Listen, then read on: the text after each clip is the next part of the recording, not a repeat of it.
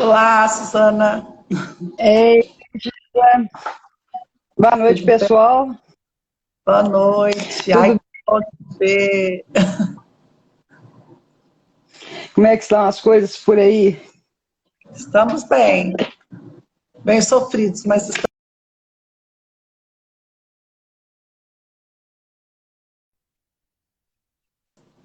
Ah, exatamente. Muito bem, pessoal. Hoje nós temos a convidada a Giza. Giza, gostaria de te agradecer por ter aceitado o meu convite. Fico muito feliz que a gente possa estar aqui falando de assuntos tão importantes, né? Então, dando sequência aqui ao nosso projeto Lives Especiais, hoje nós vamos falar de automutilação e ideação suicida no cenário escolar, com a Giza Alves.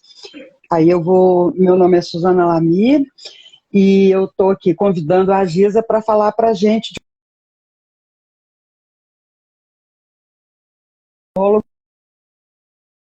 educação desde 2005, faz atendimento clínico em terapia centrada na pessoa, é professora universitária e, deixa eu ver o que mais aqui, é paulista, mora em Cacoal, Rondônia, já há muito tempo, né, Giza? E Sim. hoje a gente vai estar aí falando de uma coisa que é muito importante e que é um pouco tabu também, né? Então é Sim. isso, Giza, tá com a palavra. Eu quero agradecer, Susana, o convite, né? Foi uma honra, né, estar aqui com você e receber esse convite seu. Para o seu público, né, que esse canal é seu. Te conheço das pós que eu fiz contigo em psicologia hospitalar aqui no CEAP, de Cacoal, Rondônia. E já tinha citado você num TCC meu de conclusão de curso, depois que eu conheci quem era a Suzana Lamy. Então, assim, foi um prazer imenso, você sabe disso, né? A gente já falou muito sobre isso da época que você veio dar 2 módulos para a gente aqui. E fiquei muito, muito feliz com o seu convite. Quando a gente fala de automutilação, ideação suicida, a gente pensa assim, o que é a escola, né? O que é esse cenário escolar, né? E a gente percebe que quando você traz as meninas que vieram, né, a Cris Botelho e a Elaine, né, Santos, Isso. a gente consegue, Elaine, né, Santos, a gente consegue fazer um link até o que acontece. Essa automutilação, essa ideação suicida dentro desse contexto escolar, né? E por que que isso acontece? Então a gente fica pensando, por que aqui na escola vai acontecer essas coisas? Acontece em todos os ambientes, mas a escola ela é mais presente, né? Eu trabalho na Coordenadoria Regional de Educação de Cacoal e a gente trabalha diretamente com as escolas. Eu sou responsável, junto com a Ana Rúbia, que é uma parceira, no PSE, né? Que é o Programa de Saúde na Escola. Então a gente está sempre fazendo esses trabalhos de alerta, né? Junto com a equipe, né? Junto com essa equipe educacional. E as nossas escolas aqui de Rondônia, algumas contemplam o psicólogo, né? Nós temos psicólogo escolar e educacional que está atuando nas escolas, e eles fazem essa parceria com as escolas que não tem ninguém lotado lá. E nós, da coordenadoria, a gente faz esse acompanhamento e também estamos junto lá no chão, junto, lutando com eles para que isso não aconteça. Por que que eu trouxe a Cris e por que que eu trouxe a Elaine? Porque elas falam, né? A Cris tem falado das vítimas de violência, que é a mulher, né? A maior parte das vítimas é a mulher. E isso não foge ao cenário da escola, né? Então a gente percebe que o bullying, ele é muito presente também na escola para a mulher, né? Não que isso não aconteça com os meninos, mas acontece com mais frequência com as meninas. E quando a gente traz, quando eu trago a Elaine, a gente traz o racismo, né? Que é essa diferença, esse olhar diferente para a pessoa, que eu achei muito, muito pertinente quando ela fala pessoa preta, né? Eu sou preta, né? E eu achei muito bacana a postura de como ela coloca isso. Então a gente vê que essa diferença dentro desse contexto gera esse bullying, que gera todo o processo de automutilação e de ação de suicídio dentro desse cenário. Aí a gente encontra alguns pais que falam que isso não existe, porque na época eles sofriam bullying, e que ninguém nunca tentou isso, que suicídio não existia, que não se falava sobre isso na escola nesse período. O que a gente percebe hoje, né?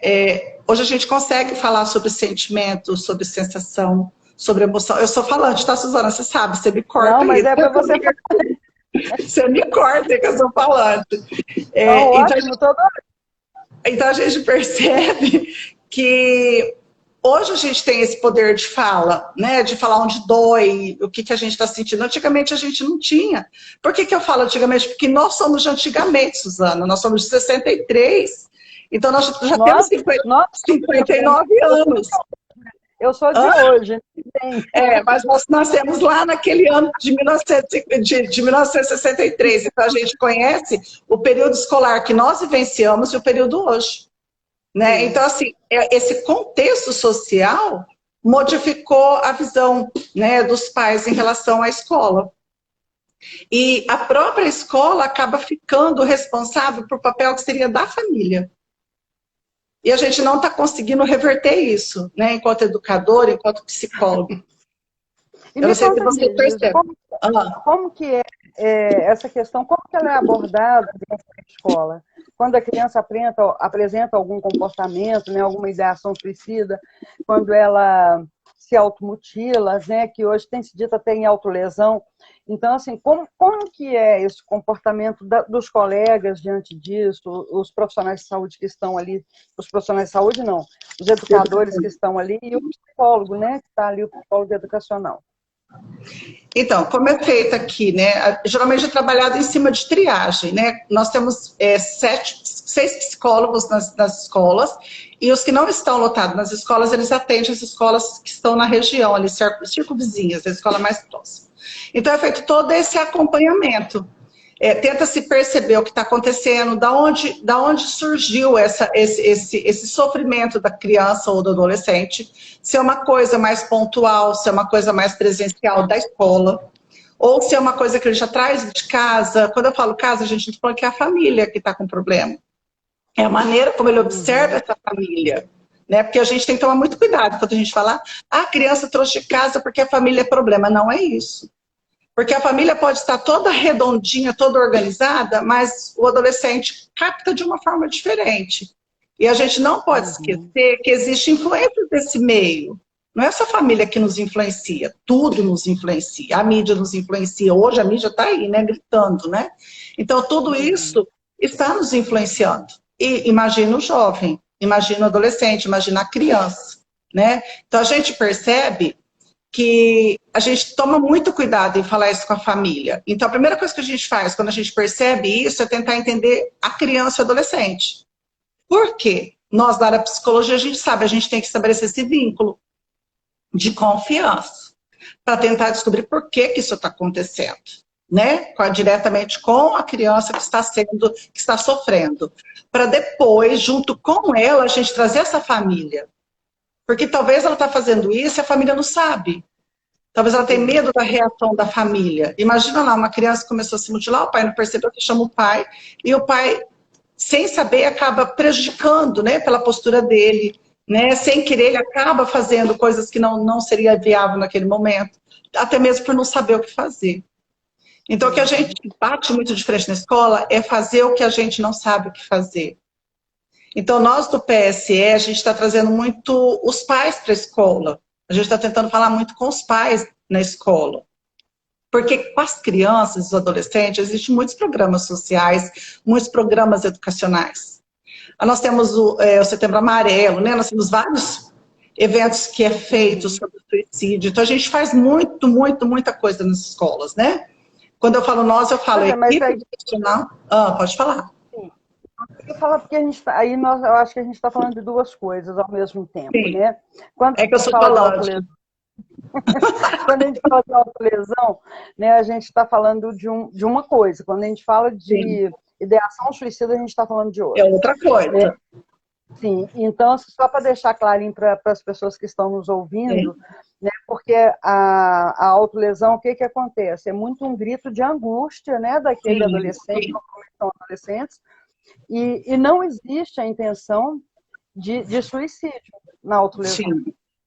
Então, assim, ele tem ali como uma válvula de escape de uma angústia muito grande que ele não está suportando. Então, é uma válvula de escape e é também um grito de alerta, né? Então, tipo, um grito de socorro, né? Então, assim, estou aqui, me ajude, estou precisando de ajuda. E a ideação suicida, aí já é uma outra questão, e talvez até mais grave, né? Porque pode ir ao ato. E aí, como que manejar tudo isso dentro da escola? Porque assim, a gente sabe também que o adolescente se identifica com o grupo e ele vai fazer muitas coisas que o grupo faz. Então, não Sim. necessariamente ele tem a vontade de fazer, né? Mas se o coleguinha está se automutilando, lesando, ele vai fazer a mesma coisa, lesionando, né? Ele vai fazer a mesma coisa, muitas vezes, em função de todo mundo, está todo mundo fazendo, eu vou fazer também. Né? E a questão da ideação suicida é um pouco mais profunda, assim, no sentido de consequência, né? Então, assim, onde que chega esse adolescente, o que acontece dentro da casa dele, né? Ou uma criança, porque é comum em criança também. E Sim. como essas crianças, eu também falo muito, né, Gisa? E como Eu essas crianças, pode falar. e como essas crianças também, o que elas querem dizer, como elas trazem isso, né, para a gente, e como os coleguinhas lidam quando tem um suicídio de fato dentro da escola. Porque a gente sabe que isso acontece, a mídia não traz, né? E as escolas ficam apavoradas, assim, ninguém sabe o que fazer dentro da escola. Então, assim, dá um período, fecha as escolas e não vai ter aula amanhã, tipo alguma coisa nesse sentido, mas a coisa vai caminhando e continua acontecendo sempre, né? É igual o massacre de Realengo, né? Aquele rapaz, por que ele cometeu aquele massacre, né? Aí vem lá do bullying, né? Então a gente trabalha muito nessa escola o bullying, porque isso faz com que o sujeito vai criando essa desilusão em relação a ser aceito nessa sociedade. Aí acaba se envolvendo com os grupos que vão aceitar ele, que são os grupos dos sofridos também. Então, você observa que as crianças que sofrem bullying, elas se encontram e se agregam, se juntam, né? Segregam-se junto com os que também sofrem bullying. Né? E isso vai aumentando. E quando você fala da mutilação, automutilação, eles fazem para suprir essa dor, ou até mesmo para gritar, ou eu preciso de ajuda. Né? E se isso não acontece, pode ir para um processo mais grave, né? Pode mexer muito mais com essa saúde mental do sujeito e ele realmente não conseguir ter controle, né? Porque a dor fica muito maior, né? Então a dor ultrapassa todas as barreiras. Então, assim, a gente pensa lá, o que a escola pode fazer e até onde a escola pode ir. Então, nós temos, assim, uma possibilidade de criar redes, né, de apoio. E quais são as redes de apoio que a gente pode buscar? Né? Nós temos o Conselho Tutelar, né, que trabalha pessoas que têm alguma habilidade, né, assistente social, pessoas que têm esse poder de ir à casa das pessoas, né, dos alunos, para saber o que está acontecendo, como é essa família, por que essa criança começou a vir machucada, será que ele está se machucando, alguém machucou? Então tem todo esse cuidado, né? Né, Gisa? Porque pode ser que alguém esteja machucando essa criança, esse adolescente. Então a gente tem que ter essa rede de cuidado. Por quê? Porque essa rede de cuidado, a escola chega até certo ponto que a escola não pode ir. Já não é mais papel da escola. Então quem vai para essas visitas é o Conselho Tutelar. Quem vai acompanhar esse processo familiar é o Conselho Tutelar. Então a escola faz o papel com a criança, né? Organizar isso dentro da escola de uma maneira mais saudável para proteger essa criança que está se machucando. E por que essa criança não consegue trabalhar e estar no meio das outras crianças? Porque ela sofre discriminação, que é onde entra a mulher, onde entra o racismo, onde entra o diferente, onde entra o gordo, onde entra o pobre, onde entra aquele que é diferente, porque tem características diferentes. Né? Então, tudo isso a gente vê muito presente nas escolas. A gente já via antes, hoje está mais grave ainda. E a gente tem um contexto, né, Suzana, de uma ansiedade muito grande e uma falta de empatia nesse momento pós-pandêmico, né? Então, a gente percebe que as pessoas estão muito mais fechadas, muito mais impaciente com o outro, não está sem paciência. E o nosso aluno, nossa criança mesmo, nós estamos aplicando prova do Saero aqui em Rondônia, né? Então, a criança que estava lá no pré, hoje está no segundo aninho. Então, você percebe, assim, até a dificuldade de relação social eles têm. Né? Por quê? Porque eles ficaram muito tempo em casa, Sim. fechados. Então, eu percebo que a ansiedade está aumentando em todo mundo. Tem crianças que nasceram na pandemia que não conheciam outras crianças. Sim. Então, você imagina o tanto que isso vai crescer e está crescendo, né? Isso aí falando das nossas configurações sociais. Então, tudo que a gente está vivenciando hoje na mídia, na política, tudo isso vai influenciar muito mais nessa automutilação, nessas ideações suicida e nesse cenário, não só escolar, né? Como em todo o cenário social. Então, assim, a gente fica lá tentando organizar e tentando entender o que acontece na escola. E o PSE, a gente trabalha com todos os projetos, né? Criança protegida, o suicídio, o bullying, a gente trabalha isso o ano todo. E nós trabalhamos enquanto CRE e a própria escola trabalha enquanto escola. Então, fala assim, o aluno fez isso porque ele não sabia. Não, ele sabia. Ele só não conseguiu se controlar. Né? Ele sabia que ele podia buscar ajuda, ele sabia que... Mas ele não conseguiu. Sim, então, isso é um outro problema. Eles não conseguem buscar ajuda, né? Não consegue. E tem medo de buscar ajuda. Eu fui trabalhar numa escola de ensino médio, porque estava dando um problema muito grande com bullying, né? Ainda conversando com os alunos, eu falei assim, gente, sabe por que existem bullying? Porque existe aquele que só escuta e não faz nada, né? Porque se eu vejo alguém sofrer bullying, que é o que a gente falou lá do racismo na semana retrasada, se eu vejo alguém cometendo racismo com alguém, eu sou branca, mas eu tenho que defender se eu sou contra. Por que eu fico quieta, né? Ainda eu brinquei com os adolescentes. Eu falei, gente, só existe palhaço se existir plateia. Então a pessoa só vai crescer nessa palhaçada se eu ficar ali ouvindo e dando risada, né? Então eu tenho que defender, porque isso me incomoda, eu vou ficar quieta. Né? Então a gente trabalha muito isso com os alunos. É tipo esquadrão mesmo, anti-bullying na escola? Vamos pensar nesse padrão, né? A empatia, me colocar no lugar do outro. Então a gente vai trabalhando isso. Porque não tem como você falar assim, não, você não pode fazer isso. Você tem que mostrar as possibilidades de mudar essa postura nesse mundo, né? Porque tem pessoas que têm um lugar de privilégio no mundo e nem todo mundo tem. Né? Então a gente tem que entender que nem todo mundo tem. Enquanto eu estava pensando aqui, onde que começa esse bullying também, né? Porque, assim, falta empatia no mundo, falta tudo, e as pessoas brincam umas com as outras, inclusive dentro de casa, com situações que a pessoa não gosta, e isso acaba se repetindo do lado de fora. Então, assim, a pessoa não percebe que o que para ela é muito engraçado, para o outro não é sofrimento. Sim, e quando você fala uma coisa para mim que me incomoda e que eu vou sofrer, é porque eu também sei, não gosto disso em mim. Por exemplo, eu não gosto de ser gorda. Aí você fala, nossa, como você tá gorda, isso vai me incomodar. Talvez você fale para a pessoa, você é preta. A pessoa não gosta de ser preta porque ela sabe que ela sofre preconceito. Aí você está reforçando aquilo na pessoa. Você usa óculos, você não tirou nota boa na prova. A pessoa já sabe, né? Então, assim, isso vai cada vez mais facilitando ou dificultando o processo de cura, ou de busca de ajuda, né? Então, assim, a escola é onde tudo acontece, Suzana, né? Então, você trabalha aí com educação também, com a saúde, e na escola tudo acontece. Né? É ali que a criança mostra, é ali que a criança está no meio dos diferentes, dos iguais. É ali que a gente vê pessoas... Oi, pode falar. Pode falar.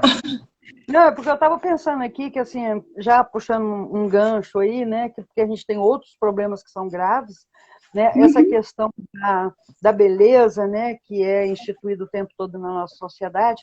Então, assim, como que ficam essas meninas hoje, né, que querem emagrecer, você falou a questão do gordo, e aí acaba até de anorexia.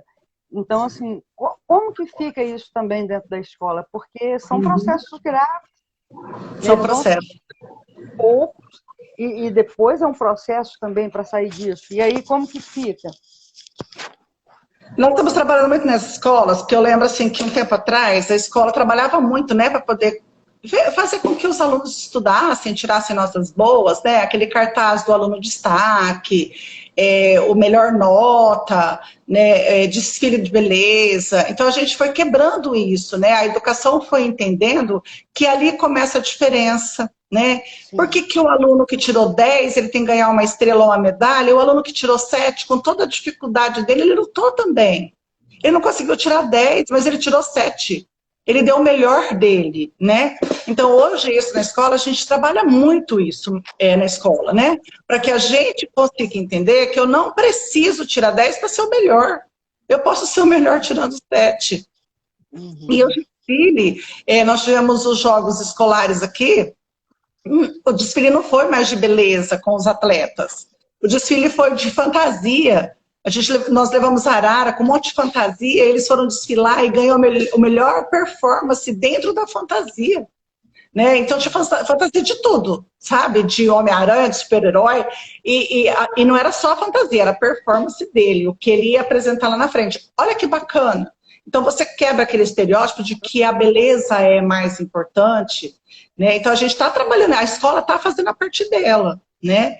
Lógico que é em pequenos passos, né? A gente não consegue mudar isso que já está posto há muito tempo. E a gente tem esse apoio hoje da psicologia, né? Nós temos o prazer, né, e a honra de, daqui na nossa cidade, a gente tem 2 faculdades que têm curso de psicologia. Então, nós temos estagiários, nós temos várias pessoas que estão aí junto conosco, né? E as clínicas da faculdade recebem e a gente consegue mandar os alunos para terapia mesmo, né? Clínica, porque a escola não faz terapia, né? A gente faz todo esse processo de acolhimento e depois a gente passa para as faculdades, né? Quando não tem condição de paga, né? Não consegue pagar porque o pai não tem condições de fazer. Mas é nesse contexto que a gente está trabalhando, Suzana, que a gente está tentando modificar esse olhar, essa disputa, né? Todo mundo vai ganhar um prêmio, todo mundo vai ganhar um prêmio. Porque todo mundo tentou de uma certa forma. Até o Joãozinho, que é sempre porteiro da sala, ele conseguiu tirar 4, né? Mas ele conseguiu tirar 4. Pois é, eu estou achando interessante, porque você está trazendo uma coisa que assim, é importante a gente realmente desconstruir, que entra na questão da meritocracia, né? Que é uma mentirocracia, na verdade, porque não é uma questão de mérito, né? É uma questão até de oportunidade. Então, assim, como que isso acontece? Como que aquele aluno que tirou 7, que tempo ele teve para estudar? Né? E aquele outro que tirou 10, o tempo que ele teve também são tempos diferentes, vem de lugares diferentes, de famílias diferentes e de oportunidades diferentes também. Que são os lugares de privilégios, que a gente falou agora há pouco. Entende? Se, por exemplo, nós estamos em escolas que tem aluno que vem da zona rural, lá não tem nem internet. Aí você pega aluno que está aqui na cidade, que tem toda a oportunidade, né, e que está ali para poder ter contato com todas as informações. Então a gente tem que entender que o 7 ou 4 ou 3 foi suado, né? Não é a nota que faz o sujeito. E é você conseguir entender que isso é possível, mesmo não tendo essas disputas. Quando eu vejo isso, um dia que eu fui numa escola, tinha lá o quadro, ainda a gente tinha falado tanto na escola para tirar esses quadros, e tinha o quadro dos melhores alunos, né? E tinha tava faltando a foto de um aluno, e o melhor aluno do ano não tinha nome de nada. Eu falei assim, qual será o melhor professor do ano? Porque o que a gente fala sempre? E se a gente for fazer o quadro do melhor professor do ano? Já pensou, se você não ganhar nenhuma estrela como melhor professor do ano, você não vai ficar chateada? Poxa, deu o meu melhor. Eu preparei minha aula, eu fiz todo o trabalho direitinho, eu preenchi meu... Eu só não fui a mais bambambam, mas eu fui uma boa professora. Então, do mesmo jeito que eu não posso classificar meu aluno, eu também não posso classificar o professor. Porque é muito fácil falar que o aluno é 10 e o outro é 0. E eu, como eu sou como professor? Né? Então, é daí que a gente começa a pensar nessa escola, sabe? Esse desafio da escola.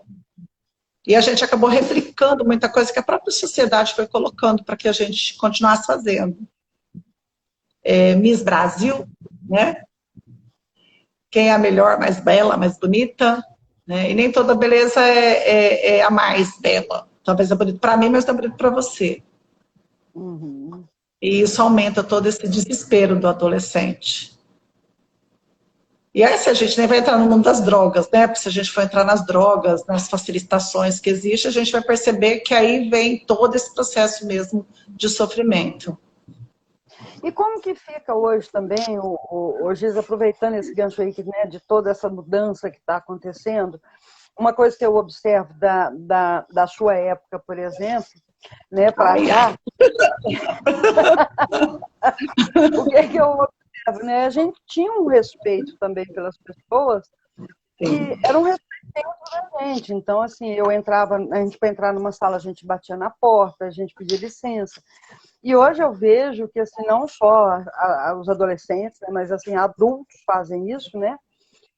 Eu sei porque eu dou aula em pós também, então assim, o negócio é complicado, o aluno entra e sai, entra e sai, entra e sai, e parece que não tem ninguém lá na frente, e o celular está ligado o tempo todo, e o aluno está de cabeça baixa no celular, achando que você não está vendo, né, e está de fone de ouvido. Então, assim, como que fica também esse interesse que se tem hoje pela escola, pelas coisas, né, que são ofertadas no campo do conhecimento? Porque, assim, às vezes eu tenho a impressão que assim, a coisa ficou tão rasa, que eu posso aprender. Eu vejo psicólogo aprendendo psicologia no Instagram. Né? Então, no WhatsApp, eu participo de grupos de WhatsApp, e de vez em quando as pessoas perguntam o que fazer em relação a determinado paciente. Quer dizer, não sabe nem quem está no WhatsApp. Né? E aí a resposta que alguém nem só porque psicólogo respondeu. Quer dizer, como que fica tudo isso? Né? Qual que é esse mundo? Qual que é essa perspectiva desses jovens, dessas crianças, desses adolescentes hoje, né? O que você observa ali mais perto? Então, nós trabalhamos também numa escola sobre as mídias, né? Foi até uma eletiva, né, do ensino médio, foi numa cidade vizinha aqui que a CREA é responsável. Então, nós trabalhamos nesse processo da internet, né? Os contatos, né? Os contatos da internet, os contatinhos da internet, né? Então, nós trabalhamos muito assim com os adolescentes e fizemos uma roda de conversa para ver quantos contatos cada um tinha, quantos contatinhos você tem, né? Quantos seguidores você tem. E foram falando, tinha alunos que tinha assim, mais seguidor que acho que qualquer cantor famoso, né? E a gente perguntou, e quais são as pessoas dos seus contatinhos, né? Esse que extrapolou aí, que você já parou para conversar? Ninguém. Então, assim, voltando à pandemia, novamente isso aumentou mais, né? Porque foi aulas online, foi todo esse processo, né? Então, ficou muito maior, o acesso ficou muito maior a isso. Aí eu brinquei com eles, né? Qual é a diferença do contato e do contatinho? E todos ficaram me olhando, né? Me acharam louca. Eu falei, gente, o contatinho é esse que vocês têm na internet. O contato é esse que eu pego, que eu chego, que eu olho, né? E a escola está ofertando isso para vocês. E vocês estão presos nos contatinhos. Né? Será que a pessoa que tira foto lá, que posta as coisas dela, isso é real, isso é verdadeiro? Isso é conhecimento? Né? Isso vai fazer uma diferença na sua vida profissional? Então, assim, a gente vai estar trabalhando esse processo de avaliação. Eles têm que começar a avaliar. Aí nós pegamos uma caixa, né? Recolhemos todos os celulares deles, eles colocaram o celular na caixa. Eu queria que você visse o desespero dos alunos de ficar 1 hora sem o celular. Muito desesperador. Que eles queriam o celular. Só que aí, tirando o celular deles, que foi um acordo que nós fizemos na palestra, na roda de conversa, eles aceitaram, e aí eles perceberam tanto que foi bacana a nossa conversa. Mas se a gente tivesse deixado o celular, a gente tinha conseguido alcançar quase ninguém. Porque eles ficam o tempo todo. E assim, Suzana, não é só os alunos, nós adultos também. Pode ver no ambiente de trabalho, que a hora que você olha, tem pessoas que estão lá no celular o tempo todo. Por quê? Porque a pessoa está desligada? Não, porque a gente acabou usando nosso celular para trabalhar. Eu tenho grupos de trabalho no meu celular privado. Então a gente acabou usando o nosso aparelho para trabalhar. Então tem hora que a gente está lá respondendo uma escola, respondendo uma depressão, que a gente está lá à toa no celular. Né? Então isso tudo ficou mais... como que eu falo? Mais quebrado, não ficou mais tão... Ficou contatinho mesmo, né? É contatinho, não tem contato. Assim, o que aconteceu é que a gente perdeu também um pouco desse espaço que a gente tinha de reflexão de tudo, porque Sim. O tempo todo a gente está ocupado. Uhum. O tempo todo. E é ocupado mesmo. Você está olhando na internet, você está fazendo alguma coisa, você está postando alguma coisa importante, você está respondendo a algum paciente. Então, assim, o tempo todo no movimento, né? Tem uma pergunta aqui. O que deve ser feito quando descobrimos que uma criança se automutila? Primeira coisa é conversar com a criança. Chamar a criança, tentar entender. Mas isso tem que ser uma coisa muito natural dentro da escola. Porque se não tiver ninguém na escola, né? A gente está falando de escola, eu penso que a pergunta deve ser baseada nisso. Quem vai fazer esse primeiro contato com a criança? Né? O professor. O professor de sala é a primeira relação que a criança tem. Não adianta catar a criança e levar lá na direção. né? A criança não tem essa relação com o diretor. Geralmente o diretor da escola é aquele que chama atenção, né? Então, a primeira relação é com o professor. Se o professor não conseguiu estabelecer vínculo com a criança, isso não quer dizer que o professor é ruim, porque a gente não estabelece vínculo com todo mundo, então o professor não precisa sofrer por isso, né? Porque tem pessoas que sofrem, igual aquela mãe que deixa a criança na escola, de pequenininha, ele não chora. A mãe fica, ele não chorou, ele não me ama. Não, cada criança consegue cortar esse cordão umbilical, e o professor é a mesma coisa. Mas, geralmente, a criança tem alguém que ele consegue vincular. Então, é essa pessoa que ele vai vincular que tem que estar chamando ele para conversar, para entender o que está acontecendo. Os pais descobrem, né? E aí os pais procuram o professor para saber, ter uma orientação. O que fazer com o meu filho quando eu descubro que ele está se automutilando?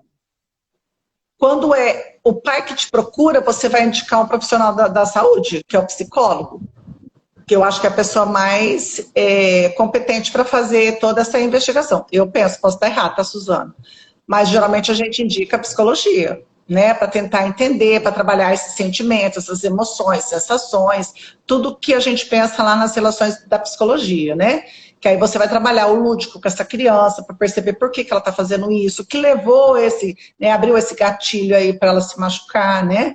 O que ela está pedindo, qual é o socorro que ela está pedindo ali naquele momento. Então a gente tem que fazer todo essa rede mesmo de cuidado, né? Então o pai geralmente ele busca ajuda da escola. E talvez ele vai na escola para perceber se realmente o professor também percebeu alguma coisa, né? Se os coleguinhas perceberam alguma coisa. E quando é o inverso, a escola que percebeu, é aí você investigar a criança, junto com a criança chamar esse pai, ou essa mãe, ou o responsável, para poder entender e poder fazer esse encaminhamento, né? Para esse cuidado. Porque talvez o pai não percebe, porque a gente sabe que os pais trabalham o dia todo também, né? A gente precisa trabalhar o dia todo. Você é um adolescente, ele vai se cortar, por exemplo, e vai descobrir, então não tem como, também não percebe. Até não perceber vai levar um tempo aí, e depende da maneira como eles cortam também, porque ele corta a perna e põe uma calça comprida, então não vai perceber. E hoje em dia, não sei se aí aconteceu, Suzana, os adolescentes começaram a usar muito moletom, né? Aquelas roupas de moletom com capuz, né? Então eles acabam se escondendo muito, né? E eles se cortam em lugares que os pais não veem, né? É atrás da perna, é aqui no braço, nessa parte do meio do braço, essa parte de baixo aqui que ninguém vê. Aqui, quem tem cabelo comprido se corta nessa parte do pescoço, é onde eles se cortam, para ninguém ver. Então, assim, é muito nítido os lugares, parece que todos fazem a mesma coisa. Tem uns que se cortam na virilha, porque aí também não dá para ver. São lugares sensíveis de dor, né, que tenta caminhar essa dor daqui para o físico, né. Então, assim, mas isso, quando a gente pensa nessa automutilação maior, já são mais os adolescentes. As crianças são coisas menores que elas fazem, né, até por experiência. Mas os adolescentes, eles são mais visível, o tipo do corte. A gente pode falar que é mais comum em adolescente do que em criança? Eu acredito que sim, pelo que eu vejo nas escolas, é mais comum em adolescente e pré-adolescente. Essa fase é mais... que é a fase mais difícil, né? Que é um ciclo difícil para todo mundo, né? Nessa fase da adolescência. Então, é onde acontece muito mais essa visualização dentro da escola. Então, é sempre... Oi, pode falar. Não, eu ia te perguntar se você tem a ver com etnia. E eu ia te perguntar se vocês têm indígenas. Porque aí é uma coisa importante, né? Então, assim, se você percebe, né, tendo indígenas dentro da escola, se tem a ver com etnia. Tipo assim, o branco faz mais, né? Se automutila do que o indígena, por exemplo. Eu percebo que é mais os brancos. Eu percebo das escolas que eu vou é muito mais, embora eu não trabalhe nas escolas indígenas, né? Eu não frequento as escolas que estão só indígenas, né? A gente frequenta as escolas que tem também alunos que são indígenas. Então eu percebo que isso acontece mais em brancos. Só para indígenas? Tem escolas que são só indígenas, que são nas próprias aldeias. Tem até a Lucimara que está aqui, que ela entrou, que eu vi o nome dela aqui, ela é professora do AE de escolas indígenas aqui de Cacoal. Então, assim, aí tem a escola... ela dá aula lá, ela é responsável pela sala de recurso. E ela que trabalha com as crianças que têm deficiência no AE das escolas indígenas. Então, eu convido um monte de gente, meus ex-acadêmicos da Unesco, eu mandei para todo mundo. Falei, vamos fazer isso. Vamos viralizar isso, né? Porque é muito bacana isso. Nossa, bom, e essa questão dos indígenas me interessa muito, eu gosto, eu aprecio, então, assim, eu tenho interesse realmente nos indígenas. Né, depois, uma Bacana. próxima vez que eu for para Calcoal, eu quero conhecer esses lugares todos Isso, aí. será bem-vinda. A Lu tem porta aberta para a gente entrar lá nas aldeias. A gente vai com a Lu. Ela até dorme lá, ela vai e fica 2 dias lá e visita as Nossa, escolas. Aham, ela fica lá. Ela é muito bacana, o trabalho dela. aqui a gente podia convidá-la. É Lucimara Santos, ela tá assim. Pelo menos eu vi ela aí. Peraí, que aqui Dá uma ela fez olhada, um maior... Fischer. Ah, voltou aqui. Ela tá aí, a Lucimara, eu vi ela entrando. Ô, Lucimara, pede para você participar. Eu fiquei grande Oh, aqui. normal. Agora ficou legal. Agora ficou legal. Ah, nós temos a Gabi Suruí está aí, ela foi meia acadêmica de psicologia, ela está terminando a faculdade de psicologia. Gabriele Suruí, ela é da etnia Suruí aqui de Cacoal. Olha que chique, pede para É ela uma entrar aqui. índia. Gabi, entra aí com a gente. Então, eles estão adorando. A Neidiana está aqui, estamos aqui. Vai ser muito bacana. Eles estão todos aqui. Tem um monte de acadêmico. Eu trabalhei na faculdade até dezembro. Eu saí da faculdade. Então, eu fui contando meus acadêmicos, as minhas meninas que eu falo. Então, tem um monte de gente aí. Mas a Lucimara estava aí, não sei se ela saiu. A Gabi falou, boa noite, Giza. Gabi, você não quer participar com a gente? Gabriela, Ah lá, eu vi ela aqui. Ó. viu?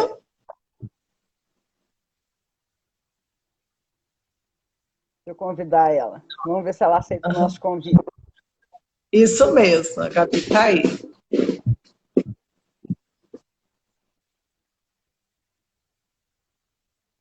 Aceitou não, né? Não, eu não consegui estar aqui ainda. Achei aqui o lugar. Achou?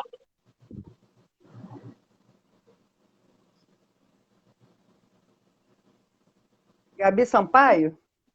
Não, Gabi Suruí. Gabriela Suruí.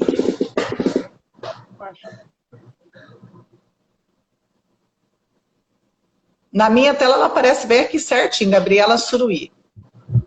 Ela apareceu aqui para mim, mas eu não consigo convidar. Talvez porque ela não seja minha amiga aqui no Instagram. Pode ser. Gabriela, você consegue pedir para entrar? Deixa eu ver se eu consigo colocar na arroba aqui.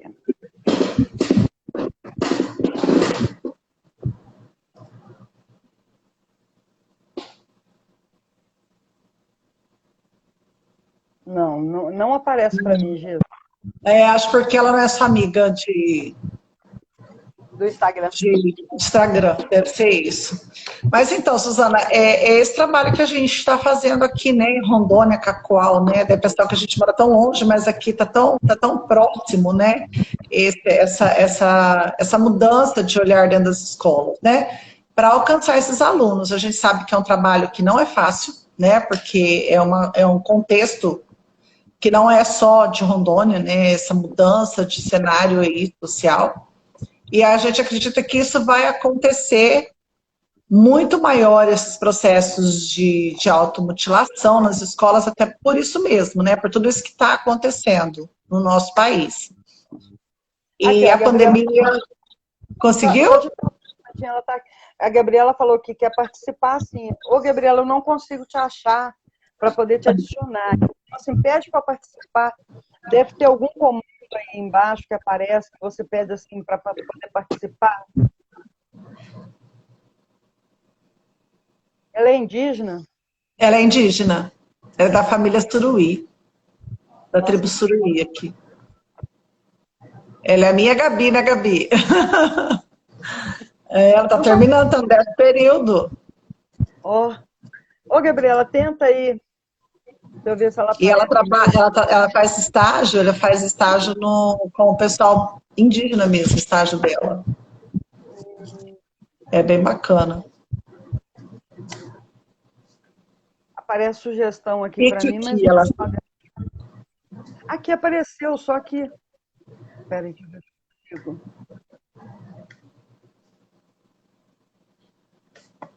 Será que foi? Não conseguiu. Ah, conseguimos. Oi, Gabi! A câmera Gabriela, aparece aí. Liga sua câmera, Gabi. Aí portanto, olha a câmera toda.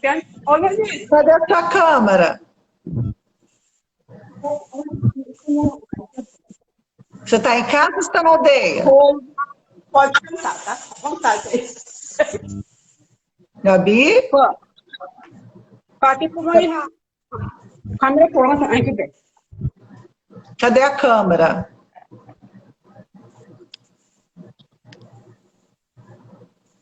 Oi, Gabi.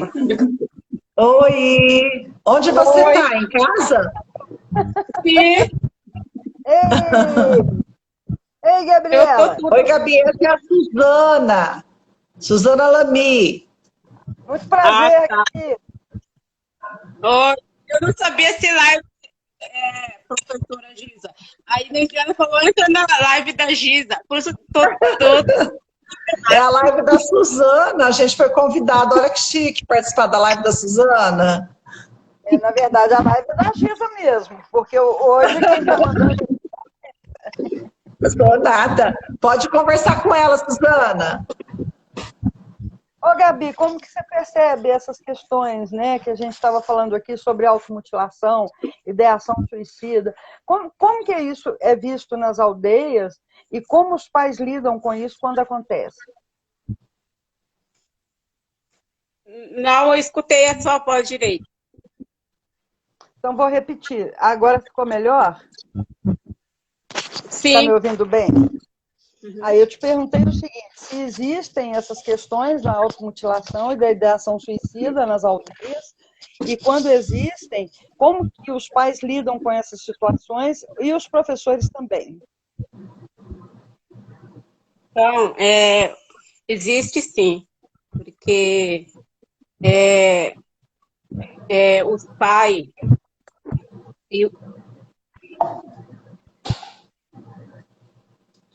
Descarregou, que ela deve estar ela está carregando. A conexão dela não está muito boa. Aham, ela deve estar na aldeia. Eu perguntei, ela não respondeu onde ela está. Ela tem cara de indígena, que gracinha. Aham, ela é. Eu acho linda. Oi, Gabi. Pode falar, Gabi. A internet deu uma falhada aí, mas voltou. Voltou nada, ela está carregando. Está carregando ainda. Carregando. Gente, até a Rita Borini está assistindo. Olha que bacana. A Rita Borini foi uma psicóloga que morou aqui em Rondônia. Voltou para a cidade de origem dela. Tem um monte de gente que vai aparecendo que eu conheço. Bacana, oi, Rita. Aham. Caiu, Suzana. Ela deve estar na aldeia. Deve estar ruim a internet. Agora você sabe que... Uma pessoa muito querida, por isso o povo todo vem, né, Giza? Então, mas a gente pode fazer uma conversa com você, com a Lu, com o pessoal lá da indígena, né? Para que você tire... Dá para a gente fazer, né? E dá para você estar pensando. Oi?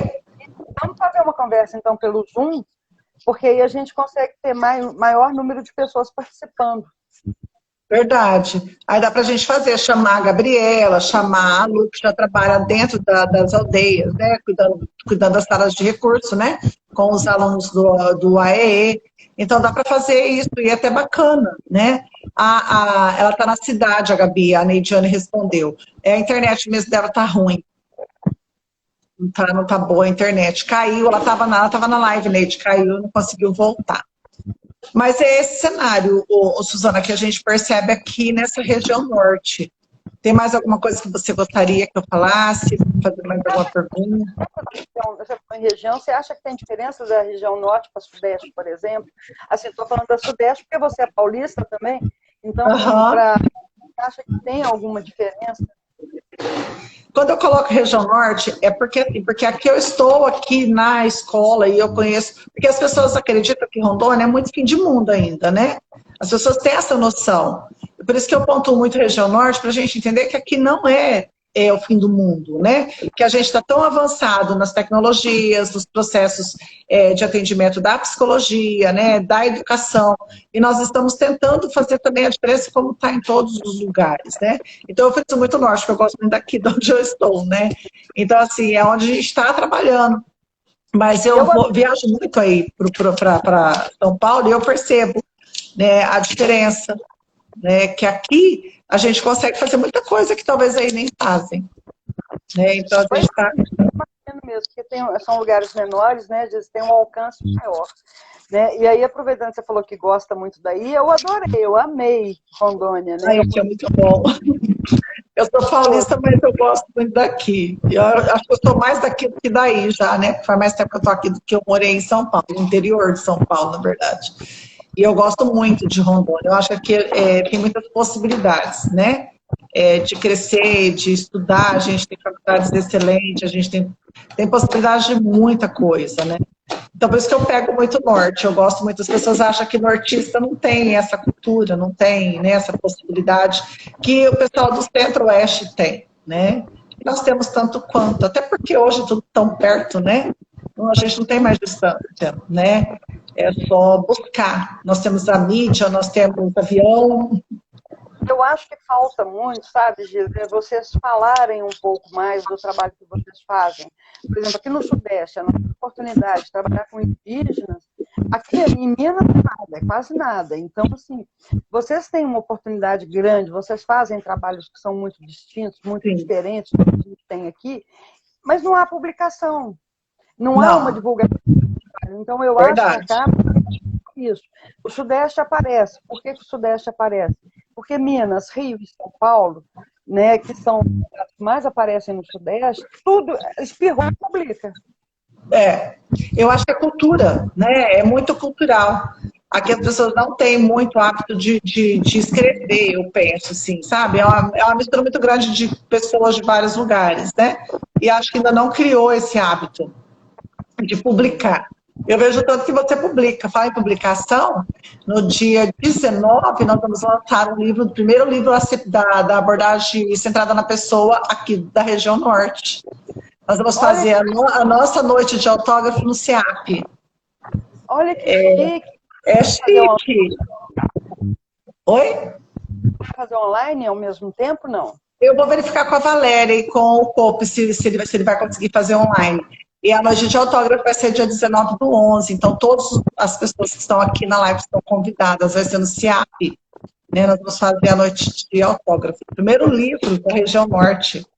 Nós fizemos os nossos artigos e a gente compilou e montamos o livro. Nossa, parabéns, Giza. E vê se consegue fazer isso online para que a gente possa participar também. Vou verificar com a Suzana, não, com a Valéria, que ela que está na frente, que ela que é a coordenadora, né, da pós. E eu sou da primeira turma da pós também dali, então a gente organizou e nós estamos lançando dia 19, esse mês já, legal. Uma forma que vocês podem fazer é estar fazendo pelo Zoom, né, e aí conecta, põe numa televisão grande, num espaço grande, e conecta as pessoas, e ali a gente participa junto com quem tiver presencial. Perfeito. Vou falar para a Valéria. Que é muito bom. Bem bacana, é muito bom. E a gente tem que divulgar, né? Tem que falar sobre. Claro, manda depois que eu vou fazer a divulgação também. Mando. Sim, mando. Vou falar com a Valéria certinho, mando sim. Com a Valéria e com a Isabel, né? Lá do CEAP. Você conheceu a Isabel, né? Você veio 2 vezes aqui. Eu vou falar com ela também pra gente fazer isso. Tá ruim, não te ouvi. Não fui 2 vezes, não. Eu fui um monte de vezes. Um monte de vezes. Foi um monte. Você acha que deu uns 3 módulos pra gente, não foi? Você comeu até meu bolo de chocolate? Deu uns 4 ou 5 módulos. Você comeu até meu bolo de chocolate? Você comeu até meu bolo de chocolate? Comi seu bolo de chocolate, comi o quibe. Comeu o quibe. Tá vendo? Comeu um monte de vezes, é verdade.